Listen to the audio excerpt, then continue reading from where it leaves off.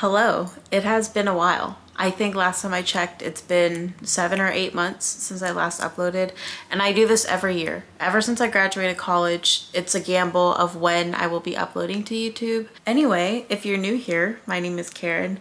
I make bookish content for the most part, and things have definitely changed since I last uploaded a video. Mostly, it's now 2026 for one. Two, I am on a feeding tube. Long story short, I was hospitalized for 2 weeks for necrotizing pancreatitis. Very strange. And I'm on a feeding tube for the next few weeks or so to give my pancreas a full break. So this guy's going to be in the background or just in the area for a while. We have become great friends, but this is what I'm currently eating. And I do so for about 20 hours a day. First things first is that I should probably go over my reading goals for 2026. So this is my reading journal. I've added to it. I made the leather cover myself. However, because I've added more journals to it, this thing is not fitting anymore. So I think I'm just gonna have to redo it and use this for something else. This cheap tripod is pissing me off. That's as good as it's gonna get. Anyway, as I was saying, because I've added a notebook or two, this leather cover doesn't fit anymore, so I'm definitely going to replace it, make a new one. But let me go over my reading journal ecosystem. So ideally it would have a leather cover. I like the flimsier one and I made it myself. And when I redo it, I'm definitely going to add some charms. The first notebook is for everything I've read, and I started tracking my reading on paper towards the end of 2025, and in 2026 I am not using any digital apps to track my reading. I just realized like I want to go more analog, and I think there are different things that I want to track that apps out there don't track for me. This year, what am I tracking? I'm tracking the title and author, the dates I read the book, the page count, whether it's fiction or nonfiction, type, so audiobook, Kindle, or physical, and then was it a library book and how much was that book, because I do love keeping track of how much money I saved with my library books. And then I have this journal here. This is going to be like a catch-all notebook for me. I'm going to write down titles and authors that I want to read, kind of not like a TBR, but just like titles and names that I want to keep track of. So I wrote down some books that I had saved on my story graph, and then I have some other like challenges and stuff that I'm going to be talking about that I will be participating in. This journal here, ideally what I will do is reflect more on my reading. And if you follow me on Substack, you may have seen that I posted an article with all 71 books that I have read. Actually, it was 72. I forgot a book and I logged it like later. But I have a Substack post about all of the books I read in 2025 with a little bit of a reflection with them. I want to do that more throughout the year, but I also want to track my thoughts and feelings about a book in real time. And then lastly, it's not even strapped in, but I have this notebook that I take to all of my book club meetings. This is where I do all of my brainstorming and I write down my questions for my book club that I host. So that is my reading journal ecosystem, and I'm really proud of it. I really like the system that I got going on, and I feel like if I'm going analog this year, everything is accounted for here. So let's talk about my 2026 reading goals. So first, my base number for books I want to read this year is 50 books. That is about one book a week, and that just helps keep me on track with reading. You need to put a number to your goals, put a number to your goals. I also prefer goals that I can easily track and numbers I can easily track. So my second goal is to participate in the Toni Morrison reading challenge. So I found a creator on Instagram who goes by shay.thereader. They created this Toni Morrison reading challenge where you read all of her books in publication order. I'll link the Substack explaining this reading. I don't know if they're calling it a reading challenge. I am, but they're reading Toni Morrison in 2026, and They posted all about it on their Substack, and I'll also include the Instagram post. I don't have it written down here, but I also want to participate in the Wild Seeds book club. Another creator on Instagram, I think, who goes by Blurty Girl Readings, I think, on Instagram, created this book club that you can join on Fable. The goal is to read an Octavia Butler book, I think, once a month or so. They're starting with Kindred, and I read that in 2025, so I'm not going to read that in January of this year, so I'll start in February. I loved Parable of the Sower, and I read Kindred, and I also read Fledgling, so I would love to get through Octavia Butler's catalog, and I think this book club will help, and it's nice to have a community of people with it. And I think the last Sunday of each month there will be a Zoom call for people who want to chat about the book. So my third goal is to read at least one classic this year.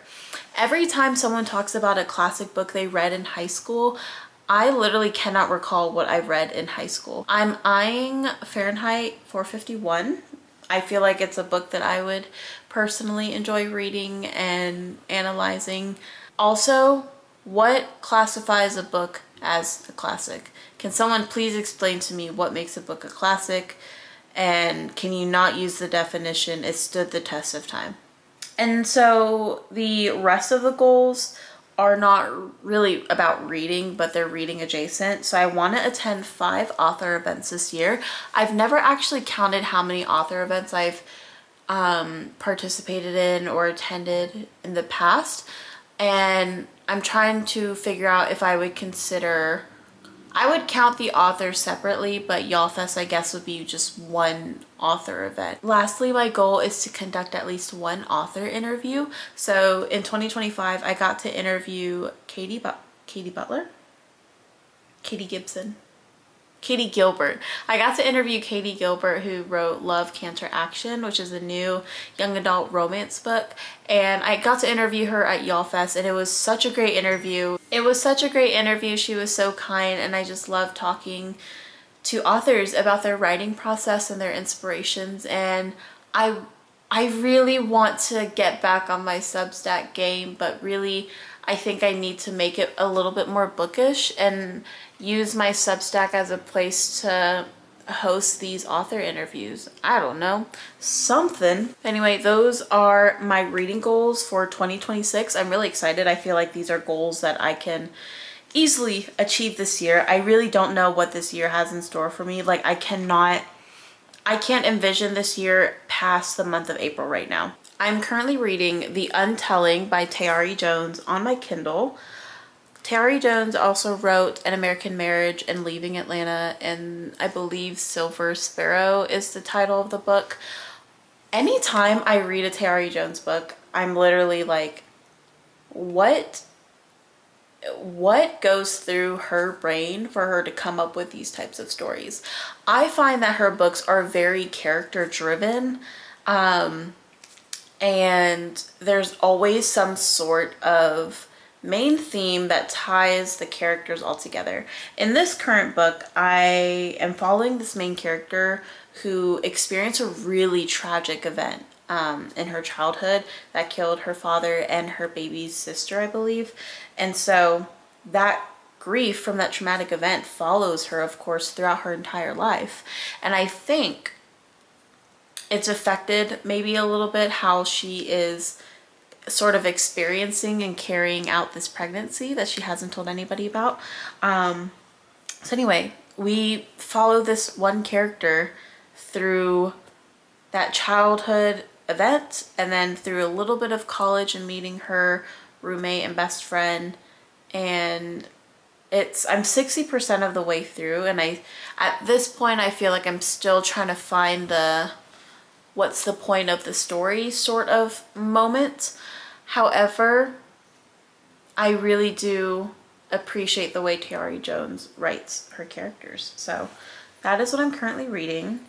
And because of the TikTok that I posted where people need to comment and I read one page for every comment I received. That's about 154 pages. So let's figure out how to do that. I literally have like 5 minutes before I hop on a Zoom call, but last night I finished The Untelling by Tayari Jones, and I wrote down a little bit of a reflection on it. I want to start tracking and reflecting things more analog. So let me pull it up real quick before this meeting. Overall, I really liked this book, but it's not my favorite Tayari Jones book. I think I've mentioned in a TikTok or earlier in this vlog that this was a very, very character-driven book. There's not really like a major plot twist or a major like plot that we are following. We are following a single character and her development through grief and through just these life experiences that are, one, challenging, and two, reveal how flawed and real these characters are. The way Tayari Jones wrote The Untelling made me want to root for the main character and all of the side characters, but in different ways and in different capacities. Like some of the characters, like the mom and Keisha, annoyed me a little bit, but they're annoying for different reasons. Overall, I really liked reading this, and I would recommend this book to anyone who likes to read about mother-daughter relationships, Black women and characters in like the 80s and 90s, as well as characters who are very resilient. And this is just a very small side note if you like to read stories with like women's health representation in it. Let's see. So I browsed around my bookshelves last night and I found a copy of Run by Ann Patchett. I can't remember where exactly I got this from. I'm pretty sure I thrifted it from somewhere, but I was like flipping through the book just to like see what it's about. And I also I like to look at the copyright page and see like what year was this released, 2007. But I get to this front page and this book is literally signed. It's literally signed by Ann Patchett. So maybe I'll start this. Also, I downloaded a book last night on my Kindle right before bed because I have a library card with the Boston Public Library through their Books Unbanned program. So I think I'm only eligible for my library card until I'm like 26 years old. But anyway, I have been trying to find this book everywhere with the public library, and it just hasn't been available until I got my Boston Library card, and that is Fearless and Free, a memoir by Josephine Baker. I'm so excited about this. Look at how beautiful this cover is. I believe this memoir was released a long time ago and was originally in French and has been translated, if I'm understanding that correctly. That is what I'm currently reading. That was my short little review on The Untelling, and I think I talked about my reading goals for 2026. So I think I'm gonna end the video here. Thank you all for watching. We'll see if I upload a new video soon. Bye.